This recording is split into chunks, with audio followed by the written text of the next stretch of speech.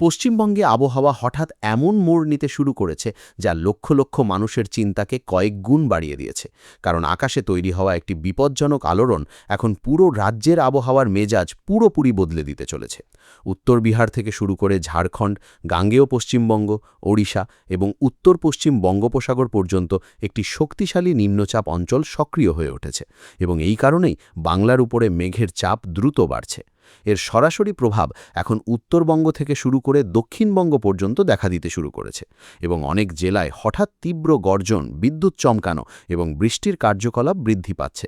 আপনি যদি পশ্চিমবঙ্গে থাকেন তবে আগামী কয়েক ঘন্টা অত্যন্ত গুরুত্বপূর্ণ হতে পারে, কারণ আবহাওয়া দপ্তর অনেক এলাকায় সতর্কতা জারি করেছে এবং পরিস্থিতি দ্রুত পরিবর্তন হচ্ছে। আপনি যদি এখনও ভিডিওটি দেখছেন তবে এক সেকেন্ড থামুন, কারণ সামনে যে তথ্য আসতে চলেছে তা পশ্চিমবঙ্গের অনেক জেলার মানুষের জন্য অত্যন্ত জরুরি। আপনি যদি চান যে এমন প্রতিটি আবহাওয়ার আপডেট সবার আগে পান তবে এখনই ভিডিওটি লাইক করে দিন এবং চ্যানেলটি সাবস্ক্রাইব অবশ্যই করে নিন, কারণ আগামী কয়েক ঘন্টায় বাংলার আবহাওয়ায় যা হতে চলেছে তা অনেক মানুষকে চমকে দিতে পারে। কলকাতা সহ দক্ষিণবঙ্গের অনেক অংশে সকালে যদিও হালকা রোদ দেখা যাচ্ছে, কিন্তু দুপুর বাড়তেই আবহাওয়ার মোড় হঠাৎ পাল্টে যেতে পারে। আলিপুর আবহাওয়া দফতর অনুযায়ী কলকাতা, উত্তর ২৪ পরগনা, দক্ষিণ ২৪ পরগনা, পূর্ব বর্ধমান, পশ্চিম বর্ধমান, বীরভূম, মুর্শিদাবাদ এবং নদিয়ায় আকাশ আংশিকভাবে মেঘলা থাকবে এবং এই সময়েই বজ্রবিদ্যুৎ সহ বৃষ্টি শুরু হওয়ার সম্ভাবনা অনেক বেশি তৈরি হয়েছে। এই সমস্ত জেলায় হলুদ সতর্কতা জারি করা হয়েছে। বাতাসে আর্দ্রতার মাত্রা ক্রমাগত বাড়ছে, যার কারণে মানুষ প্রচণ্ড ভ্যাপসা গরম অনুভব করবে এবং এই ভ্যাপসা গরমই হঠাৎ তীব্র ঝোড়ো বৃষ্টির কারণ হতে পারে। আবহাওয়া বিজ্ঞানীরা পরিষ্কার বলেছেন যে এই পরিস্থিতি আগামী কয়েকদিন পর্যন্ত ক্রমাগত বজায় থাকতে পারে। কিন্তু সবচেয়ে বেশি চিন্তার খবর উত্তরবঙ্গ থেকে বেরিয়ে সামনে আসছে, কারণ সেখানে বর্ষা এখন অত্যন্ত আক্রমণাত্মক রূপ নিয়েছে। দার্জিলিং, কালিম্পং, জলপাইগুড়ি, আলিপুরদুয়ার এবং কোচবিহারে ভারী বৃষ্টির সম্ভাবনা ক্রমাগত শক্তিশালী হচ্ছে।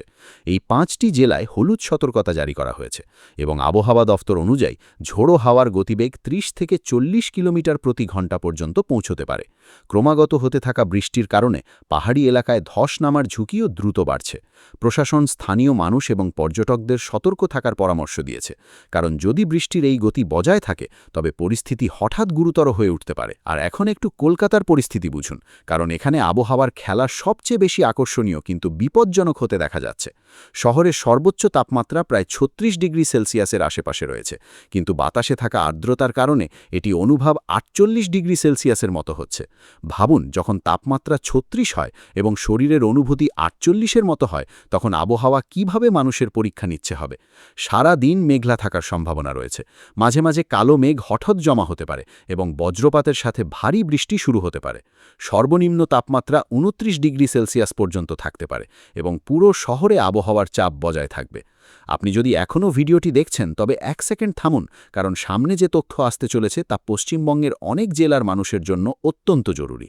আপনি যদি চান যে এমন প্রতিটি আবহাওয়ার আপডেট সবার আগে পান তবে এখনই ভিডিওটি লাইক করে দিন এবং চ্যানেলটি সাবস্ক্রাইব অবশ্যই করে নিন, কারণ আগামী কয়েক ঘন্টায় বাংলার আবহাওয়ায় যা হতে চলেছে তা অনেক মানুষকে চমকে দিতে পারে।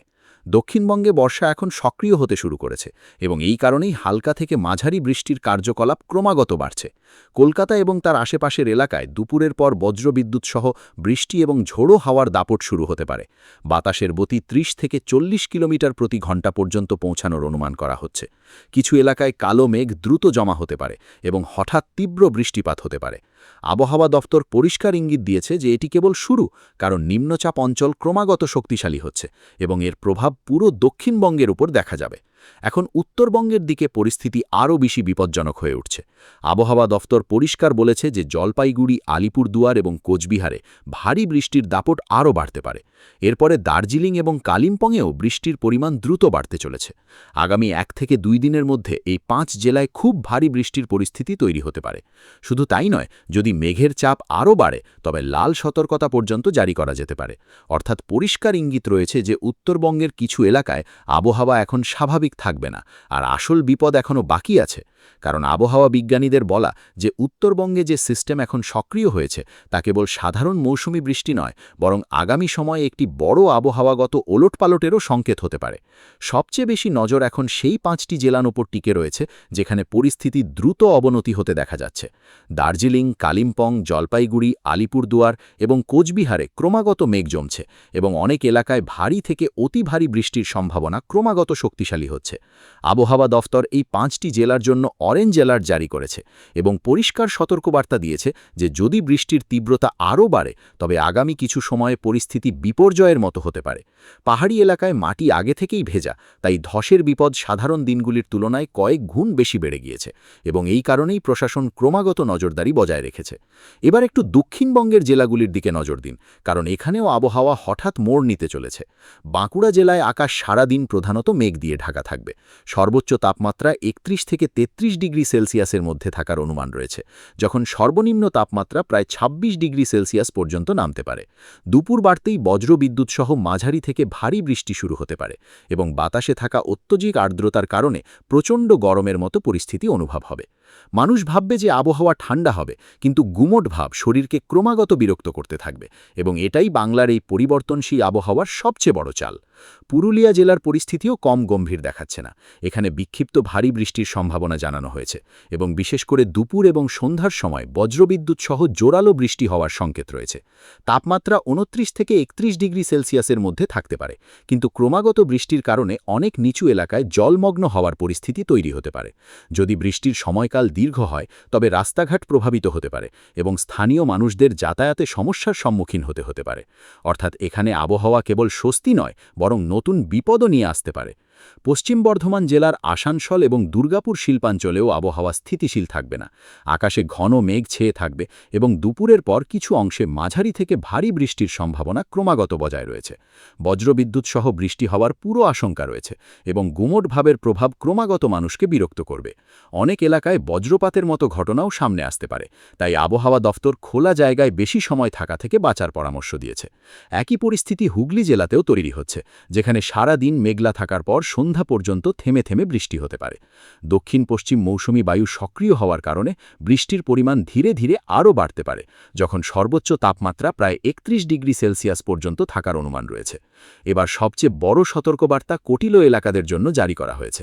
পূর্ব মেদিনীপুর সমেত দক্ষিণবঙ্গের সমুদ্র সংলগ্ন জেলাগুলিতে মাঝারি থেকে ভারী বৃষ্টির প্রবল সম্ভাবনা রয়েছে। সমুদ্রের নিকটবর্তী এলাকাগুলিতে ঝোড়ো হাওয়া 40 কিলোমিটার প্রতি ঘন্টা গতিতে চলতে পারে এবং এই কারণেই মৎস্যজীবীদের সমুদ্রে যেতে পরিষ্কার মানা করা হয়েছে। যদি কেউ সতর্কবার্তাকে উপেক্ষা করে তবে পরিস্থিতি অত্যন্ত বিপজ্জনক হতে পারে, কারণ সামুদ্রিক হাওয়ার দিক হঠাৎ পরিবর্তন হচ্ছে এবং নিম্নচাপ অঞ্চল ক্রমাগত শক্তিশালী হচ্ছে। আর এখন সবচেয়ে বড় আপডেট সরাসরি কলকাতা এবং আশেপাশের মানুষদের জন্য। আবহাওয়া দফতর পরিষ্কার পূর্বাভাস দিয়েছে যে কলকাতায় আরও একবার বজ্রবিদ্যুৎ সহ বৃষ্টি শুরু হতে পারে। অনেক এলাকায় কালো মেঘ হঠাৎ জমা হবে, বিদ্যুৎ চমকাবে এবং জোরালো বৃষ্টি মানুষকে চমকে দিতে পারে। দক্ষিণবঙ্গের জেলাগুলিতে প্রায় প্রতিদিন ঝড় বৃষ্টির মতো পরিস্থিতি তৈরি হতে পারে। হাওয়ার গতি 40 থেকে 50 কিলোমিটার প্রতি ঘন্টা পর্যন্ত যেতে পারে এবং কিছু স্থানে এটি 60 কিলোমিটার পর্যন্তও পৌঁছতে পারে। ভাবুন, যদি এত জোরালো হাওয়া বৃষ্টির সাথে ধাক্কা খায় তবে পরিস্থিতি কত দ্রুত বদলে যেতে পারে।